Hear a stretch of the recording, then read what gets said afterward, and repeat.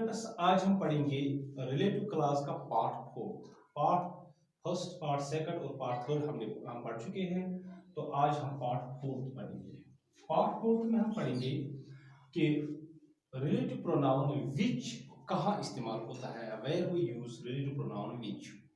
इसी पहले पार्ट में हमने थर्ड पार्ट में हमने पढ़ा था हु कहाँ इस्तेमाल होता है और डैट कहाँ इस्तेमाल होता है। अब जाके चौथे पार्ट में हम पढ़ेंगे विच इस्तेमाल कहाँ होता है। As a rule which is used for animals, ये एनिमल्स के साथ इस्तेमाल होता है और थिंग्स के साथ इस्तेमाल होता है। तो चलिए एनिमल्स की बात पहले करते हैं। The dog which I recently bot is a superior breed. यहां डॉग की बात हो रही है, डॉग एनिमल्स में आता है, तो इसीलिए इसको रेफर करने के लिए प्रोनाउन जो इस्तेमाल होता है वो विच इस्तेमाल होता है। इसी तरह दूसरी एग्जांपल है the cow which is sacred for Hindus is a useful animal. यहां जो है काउ की बात हो रही है, काउ अगेन एनिमल्स में आता है, तो रिलेटिव प्रोनाउन जो इसमें आएगा वो अगेन विच ही आएगा। That means with these two examples you got that which is used as a relative pronoun to refer the animals। ये जब हम which इस्तेमाल करते हैं as a relative pronoun तो हम animals के साथ इस्तेमाल करते हैं। ये है पहली बात, हम which इस्तेमाल कहाँ करते हैं। अब दूसरी बात we use which with the things, हम things के साथ भी इस्तेमाल which करते हैं। लेकिन जिन लोगों ने वीडियो पार्ट थर्ड पढ़ा होगा वहां मैंने कहा है ये जो डैट है ये हम थिंग्स के लिए इस्तेमाल करते हैं और वहां मैंने कुछ एग्जांपल्स भी दिए थे। और यहाँ वीडियो पार्ट फोर्थ में मैं कह रहा हूं कि विच जो है ये थिंग्स के लिए इस्तेमाल होता है। अभी कंफ्यूजन तो लग रहा है, कंफ्यूजन है यहाँ कि कभी एक वीडियो में कह कि डैट इस्तेमाल हो रहा है, दूसरे में मेरे वीडियो में कह रहा है विच इस्तेमाल हो रहा है। हाँ सही बात है, विच भी इस्तेमाल हो रहा है और डैट भी इस्तेमाल हो रहा है। तो विच कहाँ इस्तेमाल होता है थिंग्स के साथ और डैट कहाँ इस्तेमाल होता है थिंग्स के साथ, यही बात मैं आपके सामने एक्सप्लेन कर दूंगा। कहते हैं कि ये जो रिलेटिव क्लास होते हैं ये दो किस्म के होते हैं, वो तो मैंने वीडियो सेकंड में आपको कहा है कौन कौन से। एक होता है डिफाइनिंग रिलेटिव क्लास, दूसरा होता है non defining relative class. Non defining relative class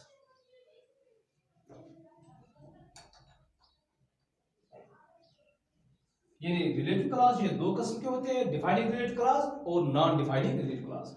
defining relative class वो है जिसमें रिलेटिव क्लास जो है वो रेस्ट पार्ट का एक एसेंशियल पार्ट होता है। ये एग्जांपल यहां सामने लिखी है, दिस इज द वॉच, ये वो घड़ी है, दैट आई बॉट। अगर मैं इतना ही बताऊं ये वो घड़ी है, कौन सी घड़ी, इस सेंटेंस से आपको पता नहीं चलता कि क्या है, ये सेंटेंस कंप्लीट नहीं है। Who that I bought जो है ये इसको कंप्लीट कर देता है, यानी ये पार्ट that I bought जो है ये this is the watch के लिए एसेंशियल पार्ट है। When a relative clause becomes the essential part with the rest of the sentence, then this relative clause is called as defining relative clause। इसी तरह और एक सेंटेंस यहाँ है, the book that has red cover is mine।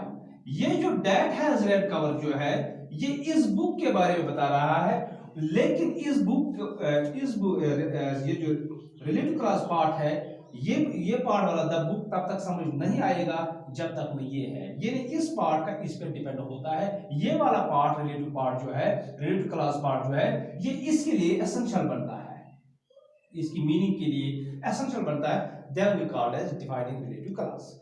Non defining relative class जो है जैसे मैं लिखूंगा I have a watch, I have a watch which is very expensive। ये which is expensive जो है पार्ट जो है I have a watch जो है ये सेंटेंस withstand हो सकता है, इसको which is very expensive इस पार्ट की जरूरत नहीं है, ये withstand हो सकता है, ये अलग सेंटेंस है। इसका मतलब which is very expensive जो है ये इसका एक्स्ट्रा इंफॉर्मेशन है, ये इसकी एक्स्ट्रा इंफॉर्मेशन है, यानी ये नॉन एसेंशियल है, ये जरूरत भी नहीं है। हम इसको कट भी कर सकते हैं फिर भी सेंटेंस बरकरार रहेगा। जबकि इस सेंटेंस में दिस इज द वॉच ये वो घड़ी है, अगर ये पार्ट डेट आई पार्ट अगर इसको काट दिया जाएगा तब ये सेंटेंस बरकरार नहीं रहता। तो इस पार्ट को हम डिफाइनिंग पार्ट कहेंगे, जहां रिलेटिव पार्ट का रिलेटिव क्लास का होना जरूरी है, और जहां उसको डिफाइनिंग कहेंगे, जहां जरूरी नहीं है उसको हम नॉन डिफाइनिंग कहेंगे। अब कहना क्या है, हम दैट भी थिंग्स के साथ इस्तेमाल करते हैं और विच भी थिंग्स के साथ इस्तेमाल करते हैं। अब बात सुनिए, दैट हम वहां थिंग्स के साथ इस्तेमाल करते हैं जहां हमें रिलेटिव क्लास जो है वो डिफाइनिंग होगा, और विच हम वहां इस्तेमाल करते हैं थिंग्स के साथ जहां हमें रिलेटिव क्लास नॉन डिफाइनिंग होगा। जैसे दिस इज द वॉच, यहां दैट आई बॉट, यहां दैट आई पार्ट जो है ये एसेंशियल पार्ट इसके लिए, इसीलिए मैंने दैट इस्तेमाल किया है। इसी तरह the book that has red cover is mine, यहां ये रिलेटिव क्लास ये डिफाइनिंग है, इसलिए दैट इस्तेमाल किया है। I have a watch which is very expensive, which is very expensive जो है ये एक्स्ट्रा इंफॉर्मेशन है, ये नॉन एसेंशियल है, इस सेंटेंस को जरूरत नहीं है, इसलिए यहां थिंग्स के साथ विच इस्तेमाल किया है। One more example, I bought some books, ठीक, विच आर वेरी यूजफुल, या विच आर वेरी यूजफुल जो है आई बॉट सम बुक्स के लिए जरूरी भी नहीं है। ये sentence I bought some books itself, it can itself exist, ये खुद भी एग्जिस्ट होता है, इसको और की जरूरत नहीं है। ये पार्ट इसका नॉन एसेंशियल पार्ट है, इसलिए इसको नॉन डिफाइनिंग रिलेटिव क्लास कहते हैं, और तब जाके नॉन डिफाइनिंग रिलेटिव क्लास में थिंग्स के लिए मैंने विच इस्तेमाल किया है। यानी याद रहे कि थिंग्स के लिए दैट भी इस्तेमाल होता है और थिंग्स के लिए विच भी इस्तेमाल होता है, लेकिन थिंग्स के लिए डिफाइनिंग क्लास में दैट इस्तेमाल होता है और थिंग्स के लिए नॉन डिफाइनिंग क्लास में विच इस्तेमाल होता है। तो आपको यह पता होना चाहिए कि डिफाइनिंग क्लास किसे कहते हैं और नॉन डिफाइनिंग क्लास किसे कहते हैं, तब जाके आप जाओगे कि विच थिंग्स के लिए इस्तेमाल होता है और दैट भी थिंग्स के लिए इस्तेमाल, लेकिन कहां इस्तेमाल होता है, विच नॉन डिफाइनिंग में, दैट डिफाइनिंग में। हो गई दो बातें। तीसरी बात, ये जो विच है ये कभी सेंटेंस को भी रेफर करता है, एक पूरे सेंटेंस को भी रेफर करता है। जैसे मैं एग्जांपल दूंगा, he told me a story, full sentence है, he told me a story which is wrong, इसने सारे सेंटेंस को क्वालिफाई किया, रेफर किया। इसी तरह he said me I saw you there, या he saw me there, he said he saw me there, which was a lie, ये जो which was a lie जो है इस सेंटेंस को पूरा रेफर करता है। तो हम कहेंगे जब एक पूरा सेंटेंस हो वहां हम दैट इस्तेमाल नहीं करते हैं, चाहे थिंग्स की बात हो किसकी भी बात हो, वहां हम विच इस्तेमाल करते हैं। तो ये है दो बातें। तीसरी बात, चौथी बात होती है, कभी कभी हम इंटरेस्टिंग पॉइंट यहाँ है, मैंने यहाँ दो सेंटेंस लिखे, आप गौर से देखिए, my car that is blue is very fast, एक सेंटेंस। यही सेंटेंस मैंने दूसरे तरीके से लिखा, my car comma which is blue comma is very fast, यानी एक जगह मैंने इसी के साथ दैट इस्तेमाल किया, दूसरी जगह इसी के साथ विच इस्तेमाल किया। जब मैं किसी चीज के साथ विच इस्तेमाल करता हूं तो मैंने कामा डाला, या जहां आप कामा देखोगे थिंग्स के साथ कामा देखोगे, यहां अगर आपके एग्जाम में ऐसा आएगा, my car comma dash is blue comma is very fast, ऐसा है। दूसरा, my car dash is blue is very fast, लेकिन कामा नहीं है।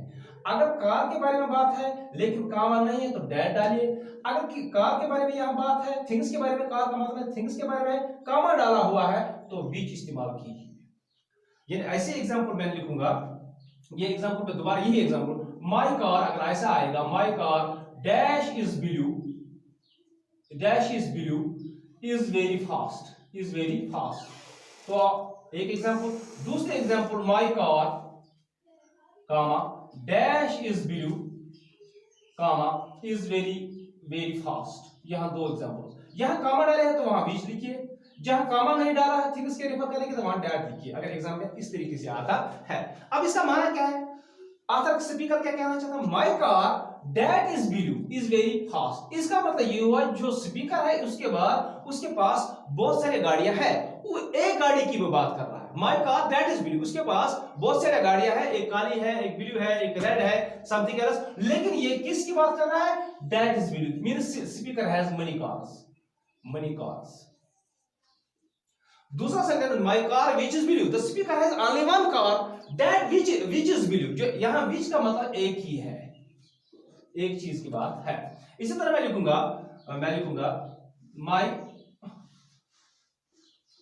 माय फ्रेंड, या मैं my book that I bought, ऐसा लिखूंगा मैं।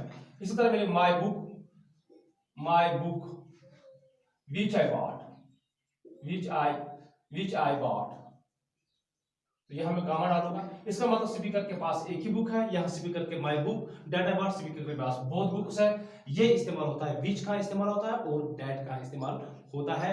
विच एनिमल्स के साथ इस्तेमाल होता है और थिंग्स के साथ इस्तेमाल होता है। एनिमल्स के साथ मैंने एग्जांपल दे दी है, थिंग्स के साथ भी इस्तेमाल होता है, लेकिन यहाँ कंफ्यूजन ये था कि थिंग्स के साथ दैट भी इस्तेमाल होता है। उस दैट को, उस कंफ्यूजन को हटाने के लिए मैंने कहा कि दैट जो होता है थिंग्स के साथ इस्तेमाल होता है, लेकिन डिफाइनिंग रिलेटिव क्लास में विच इस्तेमाल होता है नॉन डिफाइनिंग रिलेटिव क्लास में।